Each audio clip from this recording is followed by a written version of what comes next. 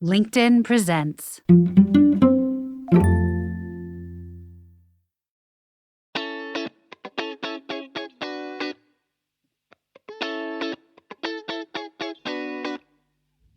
Happy Friday. I'm your host, Michael Kovnat. This is the Next Big Idea Daily.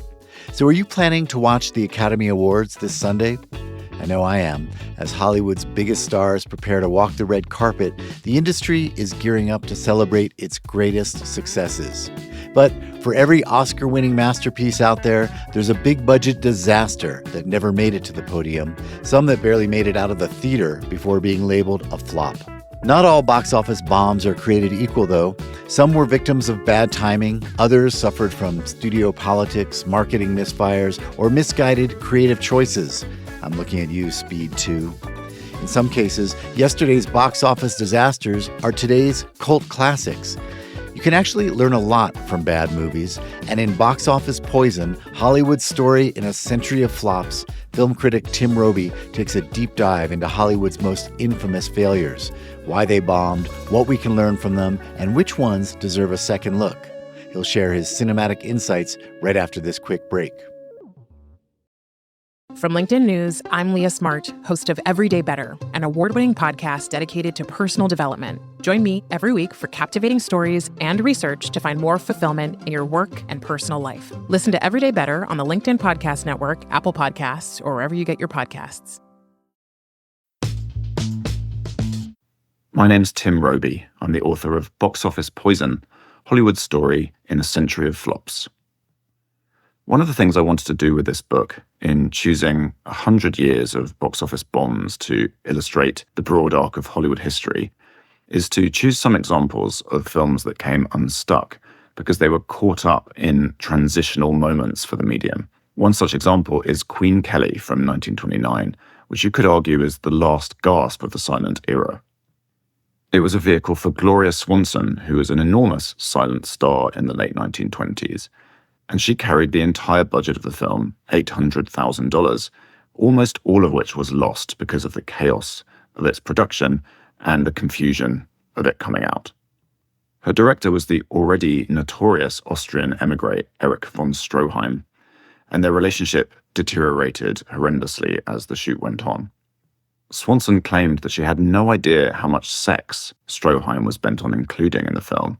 She didn't realize in the later part of the script that she was supposed to be playing a brothel madam in Africa, for instance. And Stroheim, as was his habit, bullied and enraged all the actors by making them do take after take after take, often takes where they were completely naked. Eventually, Swanson snapped and had enough, and she had Stroheim fired off the film before it was entirely finished. But the timing of this could hardly have been worse. The shoot was going on in 1928, which was just a year after The Jazz Singer had come out, Hollywood's first part talkie, which was an absolutely enormous hit and pointed the way forward to the sound era.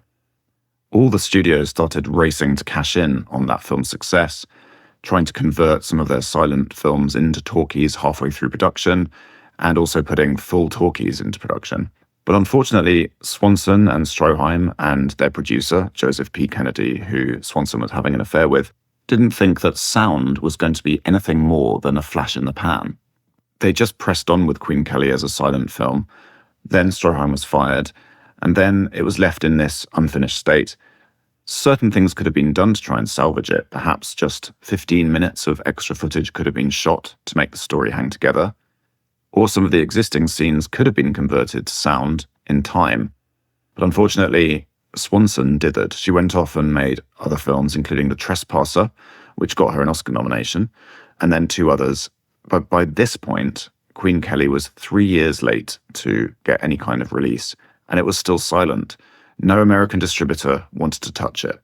It barely got screened in Europe either, and Swanson lost that entire investment. She was bankrupted and essentially dethroned as a viable star, and she retreated from the limelight. Many years later, she made her comeback, of course, in a virtual self-portrait as the faded silent screen legend Norma Desmond in Billy Wilder's Sunset Boulevard, and in the role of Max Mayerling, her butler and sinister projectionist, Wilder cast none other than Erich von Stroheim. Hollywood underwent something of a revolution in the late 1960s. The kind of films that studios were relying on as cash cows started to falter and fail. And meanwhile, a new generation of very creatively gifted and independent-minded directors and filmmakers rose up through the ranks. I wanted to pick a flop which illustrated the changing of the guard there. And the one I chose was Dr. Dolittle, which was a financially disastrous musical that 20th Century Fox released in 1967. Musicals were enjoying a huge wave of popularity in the mid-60s, thanks to the success of films like My Fair Lady, Mary Poppins, and especially The Sound of Music, which Fox had had in 1965 as their biggest hit ever. So the logic behind Dr. Dolittle was there, but the execution was really not. Making the film was a nightmare. Everyone wanted their musicals to star Julie Andrews. She couldn't really be persuaded to take a role in an adaptation of the children's books by Hugh Lofting about the doctor who talks to the animals. For obvious reasons, he was male. So Fox instead chose Rex Harrison to lead the film, who'd won the Best Actor Oscar for My Fair Lady. One problem with Rex Harrison was that he couldn't really sing. It was once said that he had a vocal range of 1.5 notes. So they wanted to get him to repeat the kind of speak along with the music style of quote-unquote singing that he tried in My Fair Lady. And they tried to get the same librettist, Alan J. Lerner, to write the score, but unfortunately, he came up with nothing. They had to fire him and replace him with a much less experienced writer, Leslie Bricusse, who came up with the film's songs. But the budget was climbing and climbing, and that was even before they had to ship out a huge menagerie of different animals to the set to interact with each other and with Harrison, who was not in the best mood throughout the shoot. The majority of his co-stars in the film were four-legged, if not winged, and they would force retakes by weeing on him or chewing the script or getting up to all sorts of shenanigans. Meanwhile, the film was being heavily oversold by Fox's publicity department with all of the merchandising, and consumers and audiences started to feel like they'd never really asked for it. In desperation, Fox wined and dined the film onto the Oscar ballot for that year, and it managed to get 8 Oscar nominations. But this did not translate into successful box office. From its budget of $17 million, the film grossed about half that. It was one of a number of very costly failed musicals in that era, which basically sent the genre into the doldrums. And that coincided with a completely fresh approach in filmmaking, represented by the likes of Francis Ford Coppola, Martin Scorsese, Peter Bogdanovich, and William Friedkin. Audiences had something new and gritty and serious to watch. And the bloated frivolity of this era of musicals was over. Speed 2, Cruise Control, from 1997, teaches us an important lesson about sequels, which is that they can't just be expected to sail through commercially, regardless of what the thinking was behind them, and with a script that's a total afterthought. The first film, from 1994, was obviously a huge hit. $350 million worldwide it grossed, from a budget of only $30 million. That's everyone's favorite kind of action hit. Didn't cost much, made a big star of its leading man, Keanu Reeves, in much the same way that Die Hard had done for Bruce Willis. But Die Hard is a much easier film to turn into a sequel than Speed. How do you come up with a sequel to Speed? The concept is so specific. There's a bus, there's a bomb, 50 miles an hour, and so on. A sequel is already running into trouble because you have to try and find a way to follow that. And try as they might, they could not find a satisfactory one. They tried so many ideas. A plane that has to remain above a certain level of altitude, for example. They had ideas with submarines. There were all sorts of things. But what they settled on was a cruise ship. This is best explained by a dream that the director Jan de Bont had, in which he imagined an ocean liner crashing into some kind of tropical island jetty situation and causing total havoc. He then suddenly thought that would be a great finale to a film. But what the film didn't have by that point was a beginning or a middle, and it also didn't even have a star. Keanu Reeves just could not get enthused about the idea of a second Speed film on a cruise ship, and he was not wrong. He ducked the biggest payday of his career to date and decided to go off touring with his band instead. His co-star Sandra Bullock did agree to come back and got a fairly decent chunk of change for that, but they were left scurrying around for a leading man to star opposite her. They wound up with Jason Patric, not temperamentally that well suited to fronting a bombastic summer blockbuster. What compounded the problem was that they were in a huge hurry to get the film out for the summer of 1997. Now, that slot in the release schedule was supposed to have been there for Titanic, which 20th Century Fox were co-producing, and which got shunted back to December that year, leaving a big hole in their summer schedule. They needed something big and brash to fill it, and Speed 2 was their answer. The problem was that it was wildly over-budgeted for a film with a really dodgy concept, and no leading man ported over from the first one. Everyone knew there was blood in the water, and the film was roundly rejected at the box office, especially in America. It proved a franchise killer. There's never been a Speed 3. Sandra Bullock, these days, if she's asked about it, tends to say things like, slow boat, slowly going towards an island. What was anyone thinking? When we think about our contemporary obsession with superheroes, we probably date a lot of that back to the success of Spider-Man in 2002, and then Batman Begins, 2005, and then both Iron Man and The Dark Knight in 2008. Those really launched everything. But where are the women in that equation? Where are the female superheroes? They don't come until much, much later, a whole decade later, with films like Wonder Woman and Captain Marvel. Why is that? Well, a lot of it is because of Catwoman from 2004. While everyone was spending a lot of care on these male-fronted superhero franchises at the time, Catwoman was rushed out with no care at all. It was an infamous turkey, definitely one of the worst films in my book, and a film which set Halle Berry's career back horribly, directly after she just won the Best Actress Oscar for Monsters Ball, and was commanding the highest paychecks a black actress had ever had. It wasn't that the whole idea of doing a Catwoman movie at this point was horrible. It was the particular horribleness of the way this one was handled. They'd thought about doing a standalone Catwoman feature in the 90s after Michelle Pfeiffer had her field day in Batman Returns. But she and Tim Burton could never quite get that off the ground. And then there were future attempts to do it with the likes of Sarah Michelle Gellar and Ashley Judd and Nicole Kidman.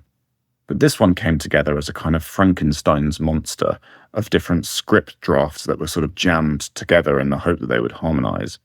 The job of directing it was given to someone called Pitoff, real name Jean-Christophe Comar, who'd made one feature in French before this, and really seemed deeply out of his depth in almost every creative department. The film was a laughingstock as soon as it came out, and it was absolutely destroyed at the box office, opening the same weekend as The Bourne Supremacy, which did about 3 times the business, and barely outgrossing the 4th weekend of Spider-Man 2 from the rival distributor Sony. There have been conspiracy theories over the years that Catwoman was set up to fail in a way, because it was so humiliating for all involved that whenever the concept of a female-fronted blockbuster came up in future, producers could point to Catwoman failing, and also to Elektra, the Jennifer Garner movie the next year, failing similarly, and say, no, look, this is what happens when you try and put a woman in spandex. The boys were allowed to carry on starring in these huge, huge franchises as Batman, as the Avengers, and the women just did not get a look in. They were mere sidekicks until the second half of the 2010s. And even then, all of those new action heroines were white. Halle Berry really did draw the short straw with Catwoman. If a small independent film flops, we tend to assume that the financiers will probably get over it. But what if that production is required to be really expensive because of the ambition of the screenwriting and the sheer scope of what the director is attempting? This was the case with Charlie Kaufman's monumental 2008 opus, Synecdoche, New York, starring Philip Seymour Hoffman in possibly his greatest role. Because Kaufman's script presents the life of Caden Cotard, the playwright played by Hoffman, as a search for meaning which involves a vast simulacrum of itself in a disused warehouse in Manhattan with hundreds of extras playing essentially every person he's ever met, there was no way to get it made for anything less than about $20 million. Not much money for a Hollywood blockbuster, but a lot of money for a philosophical character study called Synecdoche, New York. When the film came out, it left many critics scratching their heads, and it failed to reap a single Oscar nomination, unlike Kaufman's previous screenplays for Being John Malkovich, Adaptation, and Eternal Sunshine of the Spotless Mind. It bombed at the box office in the rather bleak midwinter of 2008, when the economic crisis landed and changed the way Hollywood worked. Because Kaufman had directed the film, he took even more of the flack and bore even more of the responsibility for its enormous financial failure. The only film that was doing really well at the same time was Iron Man, which was essentially a launch pad for the next 10 years of Marvel's cinematic universe. But this was not a universe that Kaufman wanted to inhabit. He suddenly found it extremely hard to get any of his ideas off the ground, to get any of the studios interested, such as Sony, who had put out the last 3 films.